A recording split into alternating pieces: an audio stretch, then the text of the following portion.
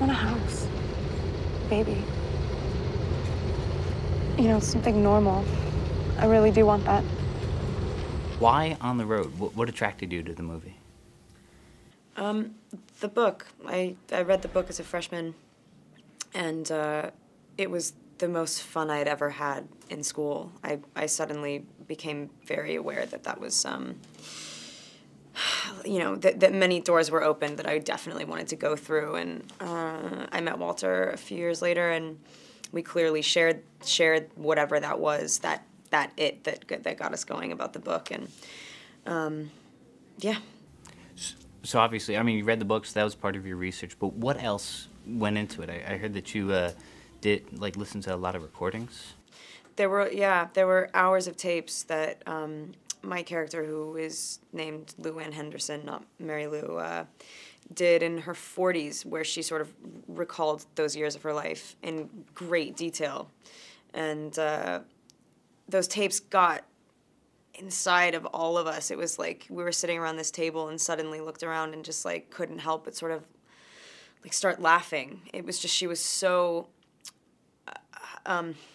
she was, I mean, obviously she was very interesting. She revealed a lot about the characters. She revealed a lot about sort of how that trip was for her, which is not on the, you know, forefront of the pages of the novel. And I think just above that, though, everyone just fell in love with her. And it was like, wow, that's the effect. You know, Jack talks about it in the book, and obviously you can imagine, and how sort of magnificent these people were, especially Neil and her. And I think we all heard it firsthand and suddenly just went, whoa. we have to really go there. We have to really, like, up our game. Right. So you're Mary Lou, right? But you're obviously also Lou Ann. Is it hard to draw a distinction between the two? Is there a distinction between the two? There is, yeah, absolutely.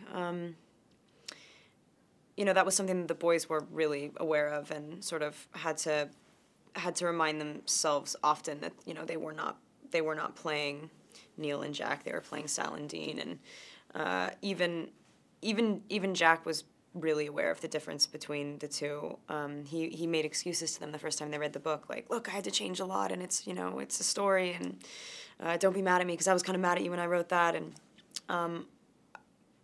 I think that the reality of the story is felt within, especially my character's story. Nothing's changed. It's very, very faithful to the book. I think just knowing her a bit more and knowing the course that her life took just actually made it a more well-rounded experience to play. Not that to consume it you'd ever even know, but I think just to sort of have that reassurance that she was A-okay made it easier to play the part. Right. And lastly, you know, I think there's a reading of the book that states that all these women are sort of acted upon, but I'm not sure that that's the case. I think that maybe they sort of have more choice and more decision than what others might think. Yeah, it's sweet when people are like, oh, those poor girls, they were just used up and spit out by the guys. I just think it's, you know, it is funny when people try to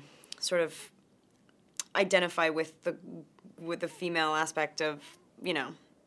I love it when guys say that because it's actually revealing that they're kind of, that outlook is fairly misogynistic as well, to think that they were being taken from in a way that they weren't receiving, or in a way that they didn't absolutely require as much back in return. And it was, you know, it was a special kind of person that could keep up with him, but at the same time, we did come to know for sure that she was a formidable partner. They raised each other, like, you know, she very much was a counterpart. And literally bottomless pit.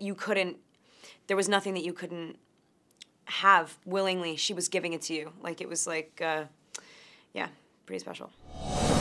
For breaking entertainment news and more, follow @HITFIX on Twitter or visit hitfix.com.